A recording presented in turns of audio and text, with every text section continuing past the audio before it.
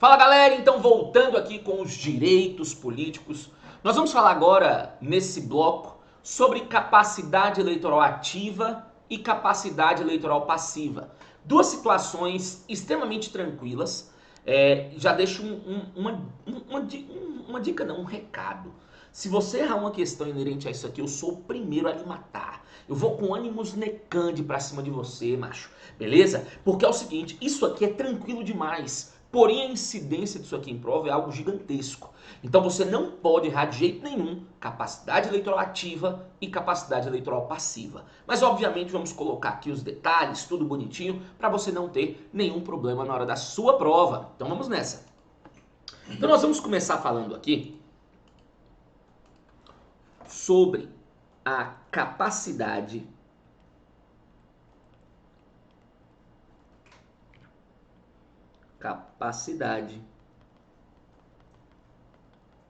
eleitoral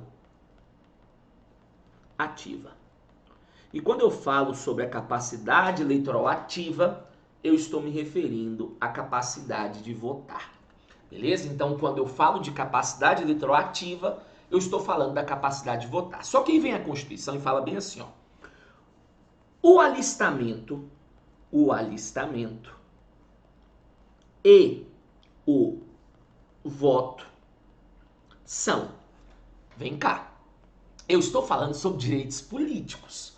Então esse alistamento aqui é o alistamento eleitoral. É o título de eleitor. Estou falando isso porque eu já vi incontáveis vezes em prova. Ah, professor, mas é essa questão do reservista? Não. Isso aqui não é alistamento militar, não. Isso aqui é alistamento eleitoral, é título. Então o alistamento e o voto ou são obrigatórios ou são facultativos. Essa questão aqui, pessoal, não tem muito o que fazer. É uma questão aí muito literal, é uma questão decoreba. Eu só conheço particularmente uma questãozinha mais reflexiva que eu falo daqui a pouco. Mas geralmente essa questão, quanto cobrada, é uma questão extremamente literal. Então não posso esquecer que o alistamento e o voto são obrigatórios para e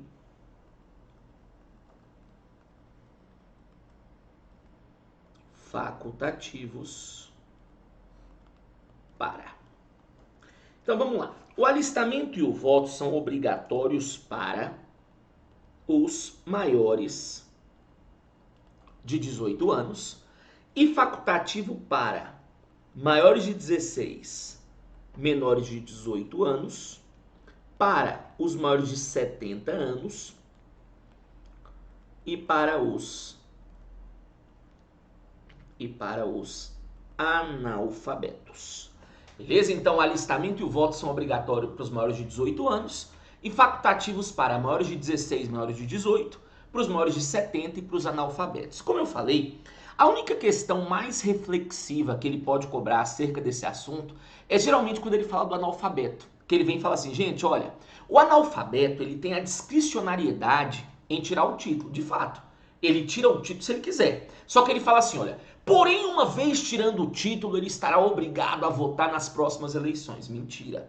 O alistamento e o voto são facultativos para ele. Então, o analfabeto tirando o título, ele vota se ele quiser. Mesma história repete-se para aqueles que têm mais de 16 e menos de 18.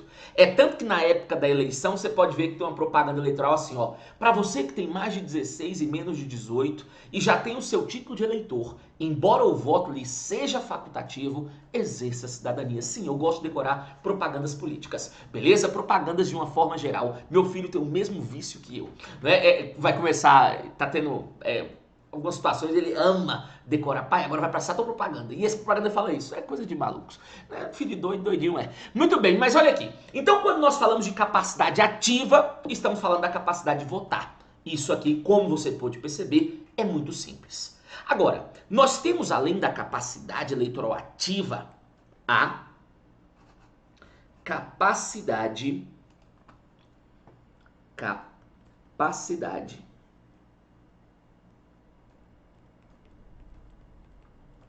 eleitoral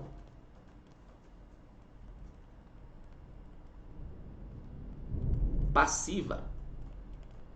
Então, se capacidade eleitoral ativa é a capacidade de votar, capacidade eleitoral passiva é a capacidade de ser votado. Por incrível que pareça, ele cobra isso em prova. Ele troca com muita frequência o ativa com o passivo. Então, capacidade ativa, capacidade de votar. Capacidade passiva, capacidade de ser votado.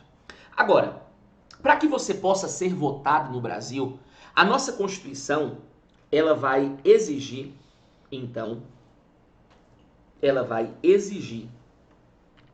que você cumpra alguns requisitos que nós chamamos de requisitos de elegibilidade.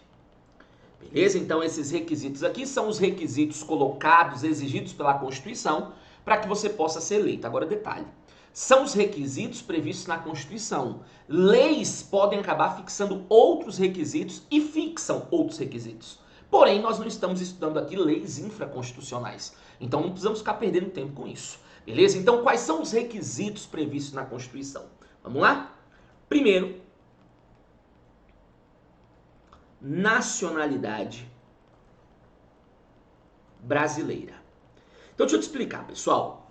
O cara pode ser nato, naturalizado ou até português equiparado.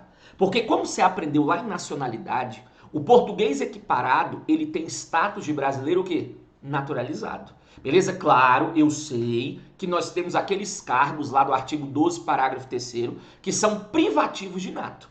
Porém, é que você está trabalhando com a regra. Então, a regra é, para ser eleito no Brasil, você tem que ter nacionalidade brasileira. Então, você pode ser nato, naturalizado ou português equiparado. Lembrando que você tem alguns poucos cargos que são privativos de nato por imposição constitucional.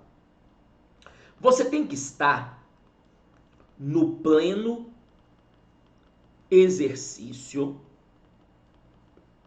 dos direitos políticos. Pessoal, falar pleno exercício dos direitos políticos ou gozo dos direitos políticos dá na mesma. Nós vamos aprender que o artigo 15, ele fala sobre privação dos direitos políticos. Nós temos formas de perda e suspensão de direitos. Se você não perdeu nem está com ele suspenso, eu posso afirmar que você está no gozo, está no pleno exercício do direito político. Beleza? Tem que ter filiação partidária. O Brasil não permite candidatura autônoma ou avulsa. Você tem que estar afiliado a algum partido político. Você tem que ter domicílio eleitoral na circunscrição, ou seja, você tem que estar domiciliado no local ao qual você pretende ser candidato. Embora a Constituição não fale, você tem lei que fixa o período mínimo de domicílio, né, que é de 1 ano. Você tem que ter alistamento eleitoral, afinal, antes de ser votado, primeiro você tem que ter o direito de votar, né? Que é uma situação que nós já vimos ali na situação da capacidade ativa, e geralmente, na verdade, com certeza, a parte mais cobrada da capacidade passiva é a questão da idade mínima. Sem sombra de dúvida, a questão da idade mínima é a parte mais cobrada inerente a isso aqui. Você tem a idade de 18, 21, 30 e 35.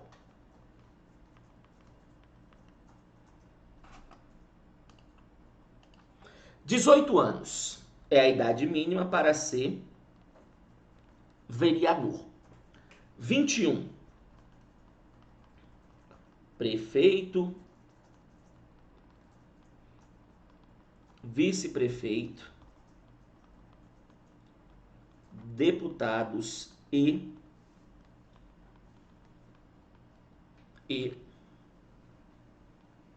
juiz de paz. Aí vejam, prefeito, vice-prefeito, tranquilo. Deputados, no plural, federal, estadual, distrital. Juiz de paz. Juiz de paz é o famoso juiz casamenteiro. Embora o juiz de paz tenha que obrigatoriamente ser formado em direito, ele não é igual um juiz de direito, que de acordo com o artigo 93, inciso 1º, é provido por concurso. Ele está aqui dentro da parte de direitos políticos, então ele vem por meio de eleição. 30 anos, idade mínima para governador e vice-governador. 35 para presidente.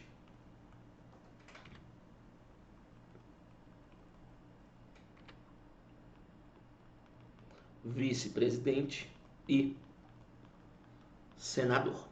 Beleza? Mais uma vez eu reitero, sem sombra de dúvidas, nesse bloco aqui, a parte mais cobrada, tanto da ativa quanto da passiva, provavelmente essa parte da idade. E é uma parte relativamente fácil.